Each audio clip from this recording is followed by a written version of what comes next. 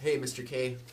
Wanted to give you some exercises that are specifically designed for you and based on my observations and how you've been responding to your adjustments for the past month and a half or so, as well as the fact of you being a student once again and sitting for longer periods of time. I'm going to give you 4 exercises.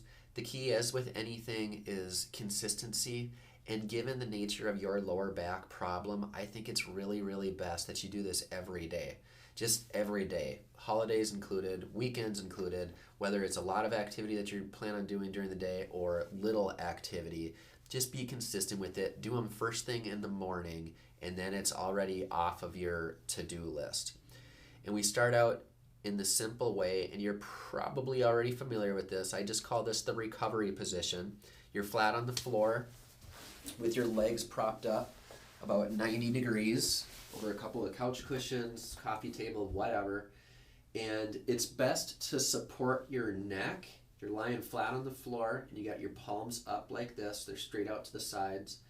And it's best to support your neck with a little roll. It can just be a bathroom towel that you roll up, so it's about that big. And you just support it right here at the bottom of your neck, and that's going to allow for the curve to be maintained while you're on your back. So that's the first one. You're going to hold that for 10 minutes. The next one is, you might call it a cat and dog type of a stretch. And you're going to hold this for 2 minutes. And the way you get into this position is you start out with your hips right over your knees and your shoulders right over your wrists. Okay, that's the starting position. And then notice what happens. I'm going to walk out about 6 inches with my hands, and now I'm going to slide forward, and now my shoulders are once again over my wrists. So what's happened here is now my hips are about 6 inches in front of my knees. And then I just let my shoulders go there. Watch what happens to my shoulder blades. They just kind of rotate up like that. My head drops down. Ideally, this table wouldn't be here. I'd be able to drop my head down farther. And you just round out that lower back. You just let gravity go to work.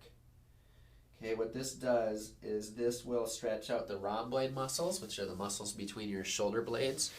And it will also help to activate some of the muscles that are in your lower back. That's what all these exercises are really all about. It's fatiguing certain muscles as well as stretching certain muscles so that we can have the correct muscles working for you so that you can feel very good throughout the day. So you hold that last one for 2 minutes. The next one here, we're halfway through, is what I just call hip flexor and lower ab strengthening. So the way you do that is you're flat on your back, and you have your arms out to the sides again, like this.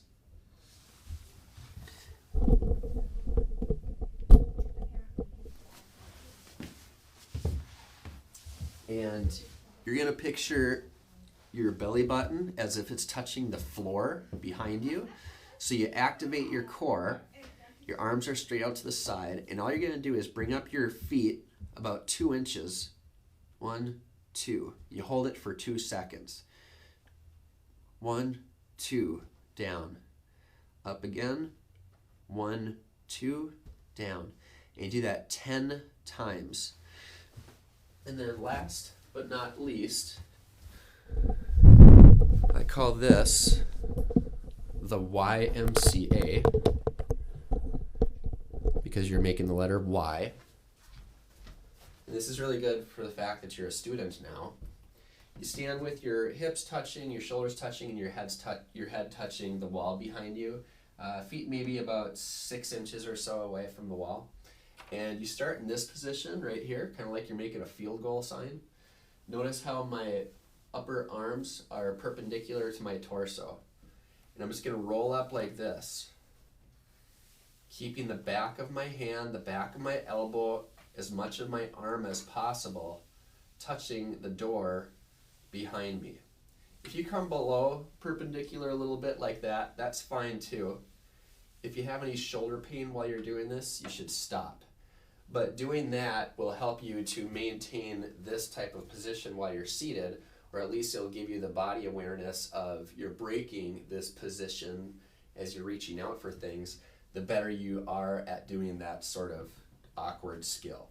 You should really do that every single day. Of course, email if you have any questions about this. Thanks, Kay.